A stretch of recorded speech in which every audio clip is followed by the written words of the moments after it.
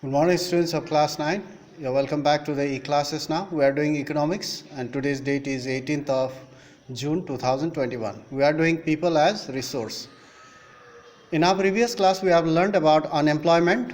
It is a situation where people want to work, but there is no work. And unemployment leads to slowdown of the economy of a country as well as a liability to the working class. So now they become a burden to the working population. So now today we'll talk about employment structure. Now there are altogether 6 points over here in this page.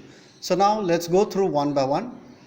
Number 1, employment structure is characterized by self-employment in the primary sector, especially in the farming sector.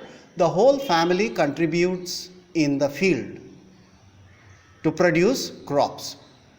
Though everybody is not required, we have already learnt about disguised unemployment. So everybody is not required, but still the whole family works in the field. So number 2, that is about primary sector. There is a disguised unemployment in the agricultural sector. In the agriculture sector, there is a disguised unemployment. We have already learnt about. In the urban sector, there is educated unemployment. So it is the most labor consuming sector of the economy. So agriculture is the most labor consuming sector or primary sector of the economy. So now number 3, there has been a reduction in the dependence of population on agriculture. So many people do not like to go and grow crops in the field. Why?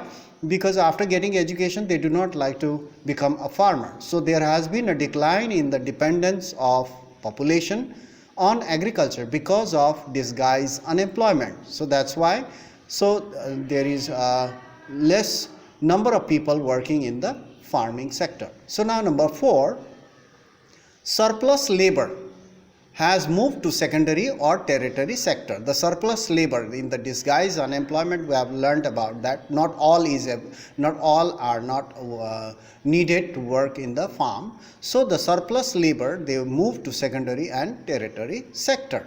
So in this way, secondary means manufacturing sector and tertiary sector means service sector. So they move towards this. Most of the people from villages or rural areas, they migrate to cities in order to find work and jobs. So now number 5, in the secondary sector, that is manufacturing sector, small scale manufacturing is the most labor absorbing or labor consuming. So in the secondary sector, or you can say manufacturing sector, it is the most labor absorbing sector. So now it has transferred, the importance has transferred from primary to secondary.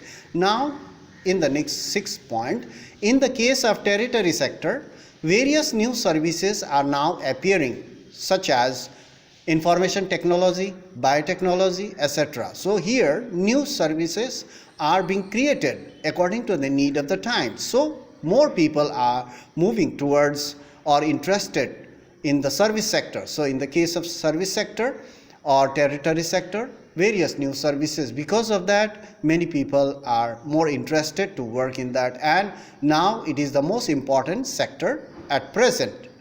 So that's all for today. Thank you very much for your watching. Now we'll meet in the next class and continue our lesson. So that's all. Thank you very much.